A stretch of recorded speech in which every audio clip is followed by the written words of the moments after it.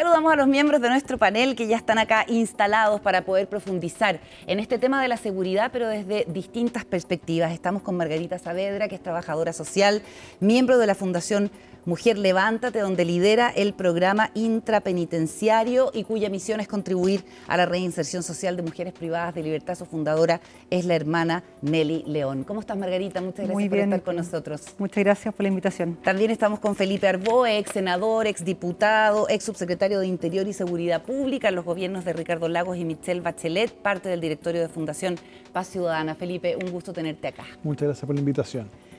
Bueno, siempre que hablamos de seguridad lo hacemos en general en el contexto de una alarma pública, ¿cierto? No es la excepción el contexto, la preocupación de los ciudadanos sigue siendo principalmente el tema de la seguridad. Hemos visto además casos bien golpeadores y fuertes de hechos delictivos, el secuestro de un empresario en Rancagua, el asesinato de una mujer dedicada al narcotráfico hace algún tiempo. Pero si pudiéramos ir más allá para comenzar con una reflexión, ¿cómo podemos tratar de encontrar soluciones sobre un tema que precisamente produce alarma y quizás el tic o la manía de dar respuestas que sean como inmediatas? Felipe. A ver, yo diría, lo primero es que no hay balas de plata en estas materias y la tentación de la política en general es a buscar resultados inmediatos para poder satisfacer la voracidad de la opinión pública o más bien de la política, digamos, de la oposición. En estas materias mi percepción es que tenemos un profundo problema por no enfrentar de manera integral las causas del delito. Cuando tenemos una sociedad donde el consumo se enarbola como uno de los principales objetivos, digamos, de vida de las personas, cuando se evalúa el éxito o el fracaso por la cantidad de cosas o la calidad de las mismas que se tienen, y no por lo que se sabe, lo que se es o la formación, el incentivo está puesto entonces en la adquisición de bienes. Y cuando no hay capacidad del sistema en general, público o privado, de poder dar oportunidades igualitarias a los niños y jóvenes para que puedan acceder a esos bienes, se produce una competencia muchas veces irracional, donde aparece, por un lado, el esfuerzo, el trabajo, muchas veces mal pagado, en malas condiciones, frente al vecino que se levanta a las 11 de la mañana, tiene las mejores zapatillas del barrio, administra un arma y tiene el respeto, paréntesis, temor, de todo su entorno. Entonces, el incentivo, digamos, al desarrollo de una actividad lícita, léase educación, trabajo, no es mucho en ciertos lugares. Y por tanto ahí es donde yo creo que desde el punto de vista de la ley, desde el punto de vista de los presupuestos, desde el punto de vista de la política pública y también privada, de la colaboración, deberíamos poner el énfasis. Como hemos señalado muchas veces, es cómo frenamos el flujo de ingreso de nuevos actores al delito. Y uno de ellos probablemente es dotando de oportunidades de desarrollo educacional, laboral, competencias, oportunidades finalmente. Ahí hay un punto. Y cuando se plantea esto se dice, no, porque eso es muy de largo plazo. Eso tiene que ir acompañado, en paralelo, con un desincentivo de la actividad del delito. Es decir, que sea mucho más eficaz la respuesta del Estado frente a esos hechos delictuales para que ese niño que tiene que decidir entre trabajar con mayor esfuerzo, etcétera, o meterse al negocio de la droga, sepa que ese negocio de la droga es mucho más riesgoso, que tiene altas probabilidades de ser sancionado y condenado. ¿Te fijas? Entonces yo creo que ese equilibrio es el que nos ha faltado como sociedad, entender que en estas materias hay políticas de corto plazo, pero también hay unas de largo plazo que dice relación con condiciones sociales, la prevención social del delito. ¿Compartes, Margarita, en tu experiencia, qué es lo que a ti te toca ver con las mujeres privadas de libertad? Sí. Mira, Carolina, primero que todo comparto 100% lo que dice Felipe, particularmente porque no podemos dar una respuesta inmediata. El Estado no puede responder con acciones a corto plazo. El trabajo con la población privada de libertad es un trabajo que es de largo aliento y en esta búsqueda, sobre todo en la adolescencia, que hay una búsqueda de identidad, asociarse a tener una identidad más bien delictiva tiene mucho sentido por la adquisición, como tú lo comentabas, de ciertas cosas que le dan un valor en ciertas poblaciones. Entonces, Con las mujeres que trabajamos hoy día, nosotros trabajamos con mujeres que están privadas de libertad en Santiago y también en Concepción. Hay un trabajo que implica 1 año y medio dentro de la cárcel y que es un trabajo que implica abordar sus historias de vida. Las personas que han estado privadas de libertad, el 49% de ellas, de las mujeres, pasó por un hogar de Sename. Entonces, el 49% de las privadas de libertad estuvo en alguna parte de la cadena del Sename. Sí. Impresionante. Sí. Entonces, no hubo una persona que también estuviese al cuidado de ellas, o sea, el Estado, pero estas personas después cometen delito. Y creo que hay que poner mucho ojo porque hoy día también hay condenas que son muy largas para las mujeres, son condenas de más de 5 años, y en donde sus hijos e hijas quedan, en algunos casos, los cuida su mamá particularmente, porque el cuidado de los hijos e hijas siempre estaba relegado por un tema de género a la mujer, y en otros casos en un hogar. Y son presa fácil de otras personas que también están cometiendo delito. Nosotros desde la Fundación trabajamos adentro con ellas, pero también las acompañamos en un proceso postpenitenciario, porque el dejar de delinquir no es solamente cambiar una conducta delictiva, sino encontrar una nueva identidad que te haga sentido para ti, pero también para tu entorno, y cómo eso también genera sociedades mucho más amables y seguras. En tu experiencia, Felipe, si se trabaja con las mujeres que han cumplido condena por distintos delitos, ¿se puede, como establecen algunos expertos y hay evidencia en ese sentido, cortar con este círculo del delito? ¿Cuál es tu opinión al respecto? Porque es controvertido, sobre todo cuando vemos que en delitos graves hay cada vez más mujeres involucradas, o por lo menos tienen roles que antes no solían tener. A ver, lo que dice Margarita es muy cierto. Cuando se detiene y eventualmente se condena a una mujer, muchas veces detrás de esa condena se está condenando probablemente a sus hijos o sus hijas a no tener el cuidado o el cariño que requieren para, como mecanismo o como forma de evitar que se normalice la conducta del delito. Y muchas veces quedan expuestos a abusos, quedan expuestos, digamos, a líderes negativos que van generando algún grado de participación. Y de hecho, no tengo la estadística, pero un porcentaje, hace un tiempo atrás, una fundación nos hablaba de un porcentaje relevante de los niños que han cometido o que cometen delitos son hijos de padres o madres que han estado o están privadas de libertad. Falta el tema formativo. Ahora, cuando se rehabilita a una mujer, se rehabilita no solo una persona, sino prácticamente una familia completa, cuando se logra rehabilitar. Y es un trabajo lento, es un trabajo muchas veces que desde el punto de vista de la dirección de presupuestos, para decirlo así, no es rentable desde el punto de vista del Excel. Pero esto es más que Excel, es Word, es relato. Es lograr, cuando la fundación logra que una mujer que ha estado condenada por tráfico de drogas salga en libertad y luego en esa libertad no vuelva a caer en la misma acción, el beneficio social que genera es muy, muy fuerte.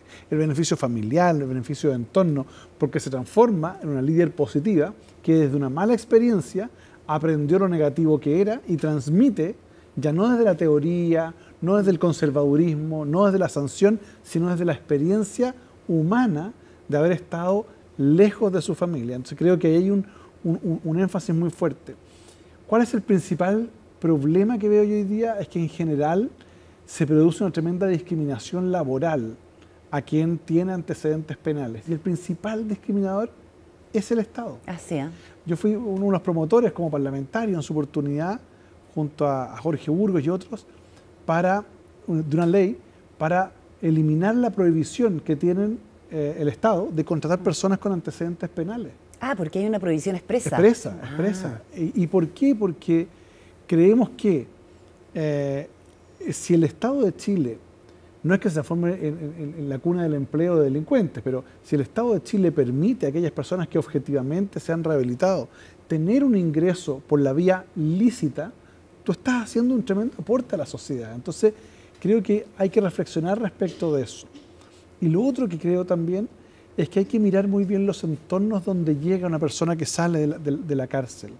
Cuando una mujer, como fue el caso yo creo que es discriminatorio y peyorativo hablar de lo que algunos decían la narco-reina, pero esta mujer, digamos, que había estado presa, que salió y fue asesinada brutalmente, digamos, ahí en Peñaflor.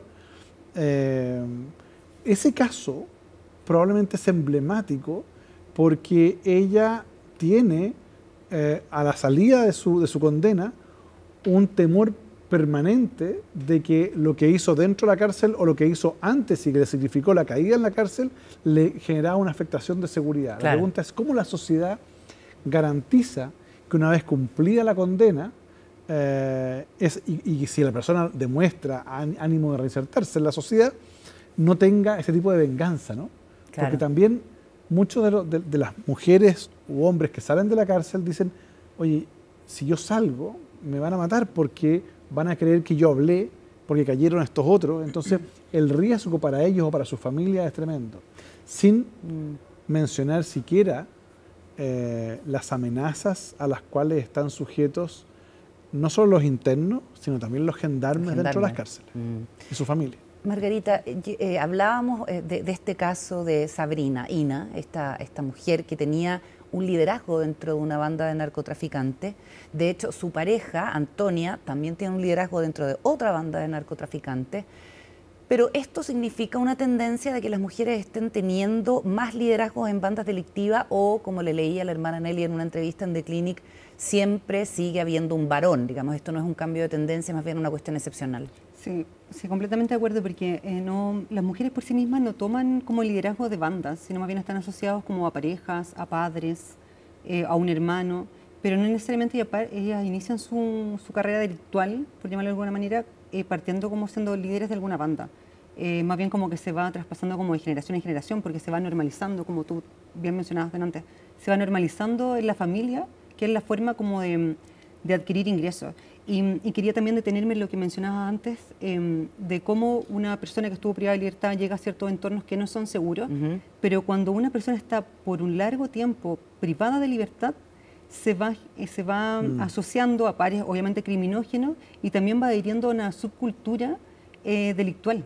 Entonces necesitamos como sociedad, como Estado, realizar ciertas acciones para generar un cambio, porque una persona puede estar 10, 15 años, pero si no hay un trabajo con esa persona adentro, va a salir lo mismo y puede que salga peor de cómo ingresó. Entonces ahí, claro, como fundación, y me interesa como mencionarlo porque nuestros datos igual son datos bastante favorables. Las mujeres que han pasado por alguno de nuestros programas, solo el 6,9% reincide. Entonces hay muchas acciones que estamos realizando que funcionan. Que uno dice, bueno, acá hay un cambio de identidad. Hay un modelo de trabajo que baja como política pública desde el Ministerio de Justicia, que es el modelo RNR, que habla de la necesidad, el riesgo y la capacidad de respuesta a cada persona. Pero hoy día también hay una mirada que es un enfoque del desistimiento. Entonces una persona desiste del delito no porque exista una oportunidad solamente, no porque exista una oportunidad laboral, que a veces creemos que por el solo hecho de tener un trabajo es suficiente. Pero una mujer que sale de la cárcel tiene que además ir al tribunal de familia para recuperar el cuidado de su hijo, que lo tiene otra persona. Y las ofertas laborales no tienen esa disponibilidad de tiempo para una mujer. Por lo general las mujeres se dedican a trabajar en el comercio, informal particularmente, pero no tienen el acceso a otro tipo de trabajo. Y ahí creo que es importante también detenernos en cuáles son las necesidades reales hoy de la población privada de libertad femenina, que es completamente distinta a la de los hombres.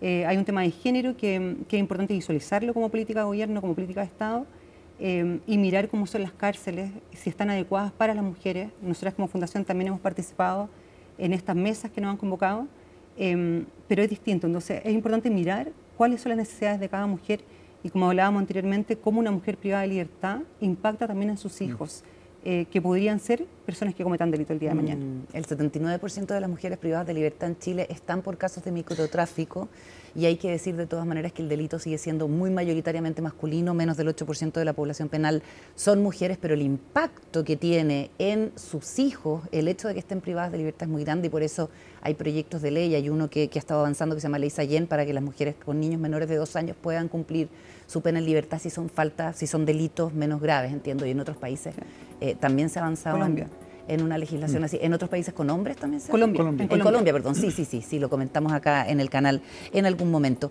Nos vamos a ir a la pausa porque a la vuelta queremos dilucidar algo que siempre surge cuando salen encuestas sobre la delincuencia y la percepción de temor de las personas. Sigue siendo mayor la percepción de temor que la victimización. y nos preguntamos, por ejemplo, el rol de los medios de comunicación en eso o el cambio de perfil de los delitos más graves también cuánto influye. Así es que pausa, ya seguimos en el panel junto a Margarita y Felipe.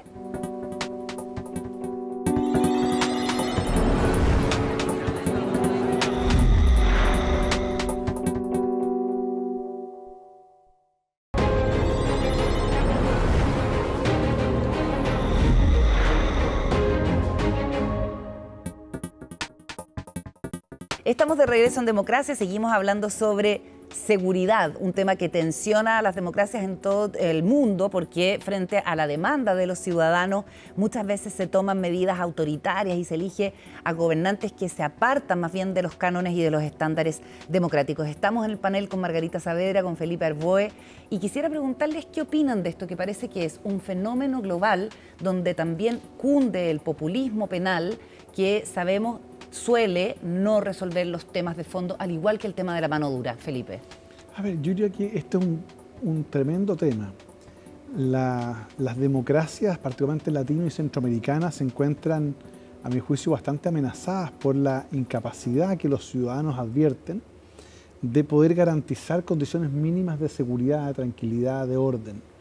Y eso lleva, finalmente, a que los ciudadanos comiencen a mirar, digamos, diferentes alternativas de gobierno.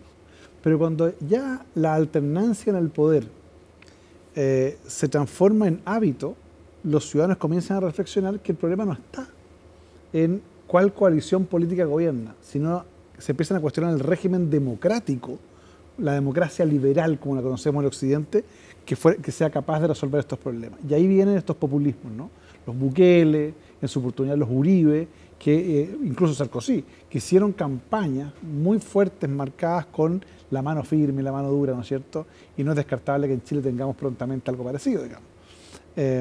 Ahí es cuando se requiere de políticas públicas, como digo, que sean equilibradas, que por un lado tengan respuestas en el corto plazo, porque siempre los ciudadanos requieren de ciertos triunfos parciales que les den esperanza, pero en paralelo que vaya adoptando decisiones que son transformadoras en el fondo y que van a hacer de la sociedad una sociedad con mayores condiciones de seguridad. Prevención social.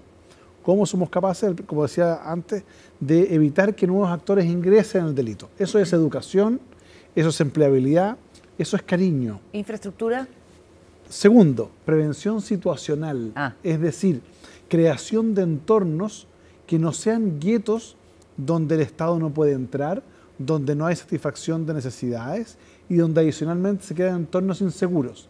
Allí hay una metodología internacional muy interesante que es el CEPTED, que es el Crime Prevention Through Environmental Design, o sea, el diseño de ciudades como prevención del crimen, que recomienda construir ciudades con entornos integradores, edificios de menor altura para que ingrese la luz natural, que sean en torno a espacios urbanos integradores para que las mamás o los papás o los cuidadores puedan estar mirando que los hijos participan, digamos, juegan en una plaza que los incluya a todos, que haya locales comerciales para que puedan vender y no haya comercio ilegal, que haya una escuela, digamos, un liceo, donde los niños comiencen a tener relaciones no solo en su entorno más pequeño, sino que vayan evolucionando conjuntamente y que esa educación tenga la calidad suficiente para que los papás y las mamás sientan que hay esperanza de movilidad social, es decir, que la educación va a ser la principal herramienta de movilidad de esos niños. Cuando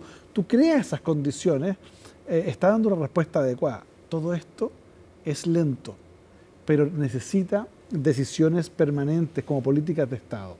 Y la percepción que hay hoy día a nivel internacional es que en general en América Latina cuando ocurre un delito estamos más bien concentrados en aumentar la pena, es decir, los efectos del delito, las consecuencias de un delito, que preparar las instituciones o crear una preparación social con mayor entorno que facilite la buena convivencia. Claro, para que sea preventivo. Uno se pregunta, ¿por qué en Chile cuando hay una manifestación no solo hay hechos de violencia, sino que adicionalmente rompen el mobiliario público, que es el mobiliario que sirve principalmente al que tiene menos, ¿no? En otros países hay hechos de violencia, pero no rompen el mobiliario público, porque tienen conciencia de que ese mobiliario le facilita la vida al que tiene menos. Entonces, hay un problema también de educación, de formación cívica, de entender que el entorno o sentirse parte del entorno. Y ahí creo que tenemos un problema como sociedad. Margarita, ¿cómo lo ves el tema del populismo penal, las respuestas de corto plazo? Bueno, hoy día hay una respuesta de condenar, hay una mirada muy punitiva y creo que eso sigue como aumentando, como frente a un delito tenemos que condenar y mientras la condena sea más larga pareciera que se está haciendo mejor, pero como decía anteriormente también, condenar con condenas tan largas al final genera más exclusión social, más violencia y mayores sensaciones de inseguridad. Esas personas lo más probable es que se vean vinculadas al delito.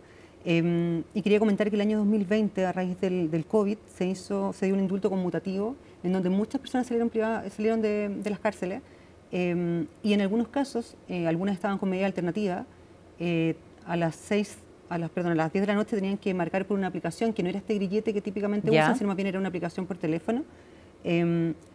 Y lo cumplieron. Y en algunos casos, muchas de ellas, pensando en las mujeres que estaban en el Centro Penitenciario de Santiago, tenían que regresar en octubre y regresaron.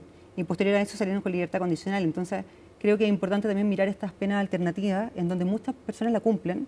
Tenemos una mujer en la Fundación que habita en la residencia transitoria con una pena alternativa también, que es una pena mixta, y cumple su beneficio. Entonces, en algunos casos hay personas que no los cumplen y quizás hincamos mucho el diente en eso, pero hay muchas otras que sí lo cumplen. Entonces, creo que es importante, como para generar una mayor sensación de seguridad, es que estas personas puedan tener otro tipo de medidas alternativas. Claro, lo que pasa es que ese que incumple puede incumplir con un delito gravísimo y que impacta mucho a la sociedad y aumenta la sensación de temor. Entonces, entendiendo que esa es una solución de fondo, considerar en otras medidas que no sean solamente la privación de libertad, cómo se puede, digamos, tranquilizar a una población que está alterada por, sobre todo, la comisión de delitos más graves, porque este tipo de argumentos, y probablemente ese sea la madre del cordero, por decirlo así, parecen no permear frente a personas que, por ejemplo, con el tema de las medidas alternativas para las mujeres, son súper críticos. O sea, yo hice una columna al respecto de Tolerancia Cero y todos los comentarios era como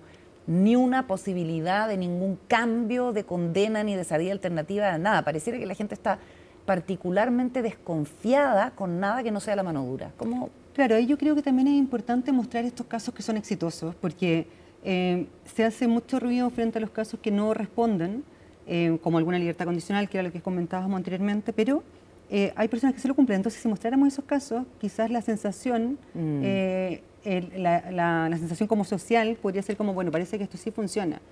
Creo que ahí también es labor de todos y todas, como medios de comunicación, sociedad civil, organizaciones como nosotras, el Estado, de poder mostrar estos casos que sí son exitosos. Sí. Lo que pasa es que además el delito es tremendamente desigual, porque afecta proporcionalmente mucho más al que tiene menos cuando es un delito contra la propiedad.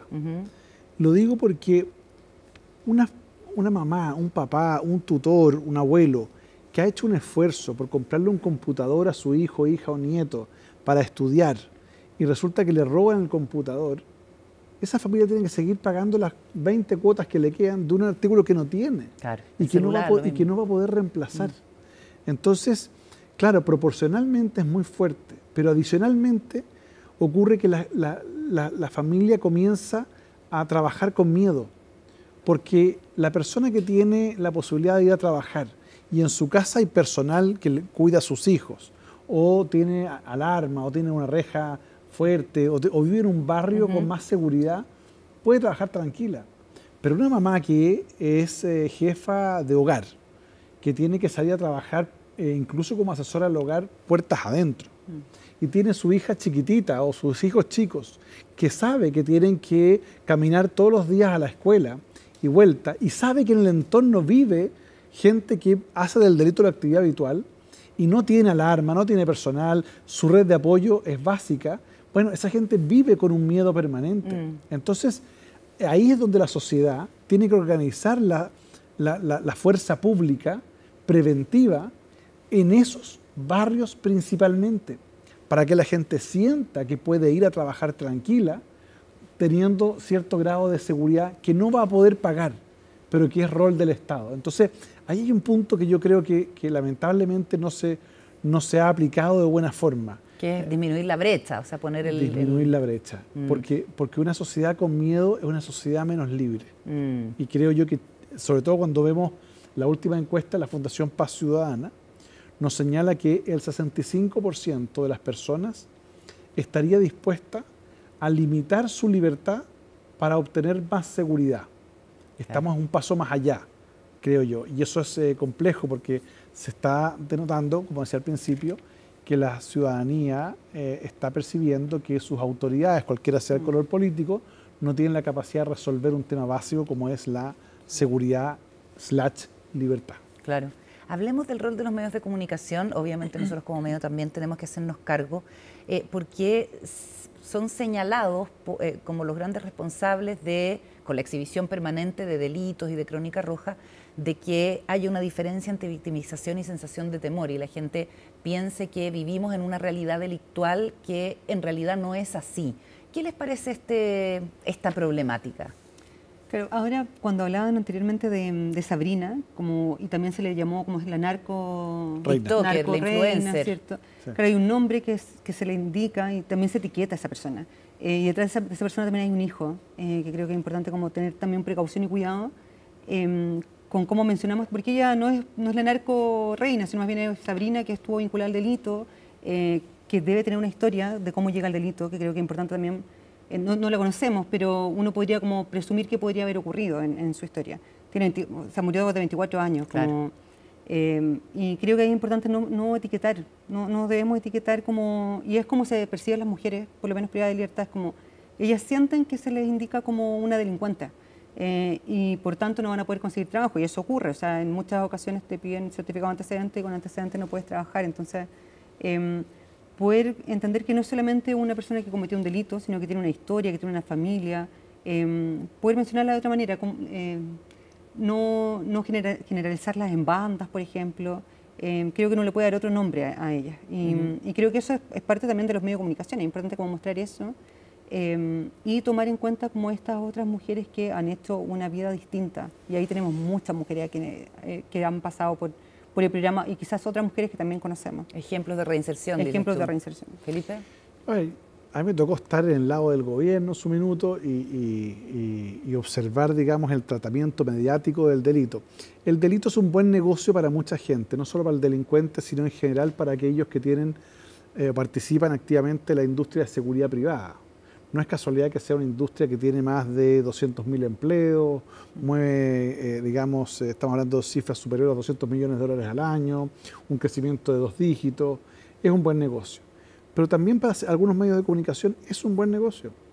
Yo recuerdo haber tenido una discusión bien áspera con un editor periodístico una vez, quien hizo una semana completa dando cuenta de un delito que se había cometido en su oportunidad, y yo planteé la reflexión en privado, le dije, mira, me parece que es muy complejo que se haga esta crónica roja. Y me dijo, mira, yo necesito subir el rating. Y la gente, si la gente quiere informarse de esto, tengo que informarle eso. Yo le doy lo que la gente quiere. Y yo le dije, sí, pero en algún minuto el medio de comunicación social tiene que tener algún rol. No quiero decir con esto ni censurar, ni mucho menos, pero un rol formativo. El delito ocurrió, esa es la noticia. Pero todo lo que hay en el entorno a eso, uno empieza como a dudar porque evidentemente también genera un impacto en los auspiciadores y probablemente en el rating y todo esto lo que trae, digamos, detrás. Entonces, ¿y puede aumentar la sensación de temor al punto que en las encuestas se revela mayor que la victimización? Esto es un tema que está estudiado, esto no es especulación. Chile fue objeto de estudio en una universidad norteamericana por su gran distancia entre el temor y la victimización. En Chile siempre hemos tenido más miedo que delito. Recuerdo una experiencia en una comuna pequeña en el sur de Chile, en la comuna de Lago Ranco, hace muchos años atrás. Yo era subsecretario, nos reunimos con la junta de vecinos y una señora me dice, oiga, la delincuencia está desatada. Yo tenía las estadísticas en la mano, le digo, señora, en el último año se han robado 2 vacas y un caballo y un tractor. Es cierto, el tractor amaneció quemado, tiene toda razón, y una de las vacas no se encontró, pero aquí no hay tanto delito. Y estaba el policía ahí y ella dijo, sí, claro, dice, pero yo anoche vi a la tía Chela en todos los canales de televisión, y era un reportaje que había dado un canal de televisión respecto de una vendedora ambulante que manejaba una red de crimen organizado en el centro de Santiago, o sea, a más de 1000 kilómetros de distancia. Y yo le digo, pero señora, eso ocurrió en Santiago. Ah, me dijo, yo lo tuve en el link de mi casa. Claro. O sea, la sensación de inseguridad que vive gente a la cual objetivamente no está expuesta al delito, pero producto del conocimiento que tienen los mismos, es un punto. No quiere decir que eso sea todo. También tenemos el fenómeno de que en los últimos 10 años ha habido un cambio morfológico de la realidad criminal chilena y ha aumentado el nivel de violencia asociada a los delitos, lo cual apareja mayor temor también. Claro. Entonces, esos dos elementos yo digo, conspiran a tener hoy día lo que nos dijo en la última encuesta de Paz Ciudadana, que es la única encuesta comparable durante 23 años, que dice que estamos con el índice de más temor de los últimos 20 años. Eso es muy peligroso, ¿no? Hay que tenerlo en cuenta. Les quiero agradecer mucho a los dos, Margarita, Felipe, la compañía y la interesante conversación. Que estén muy bien. Muchas gracias. Gracias a ti. Despedimos esta edición de Democracia. Hasta la próxima en CNN Chile.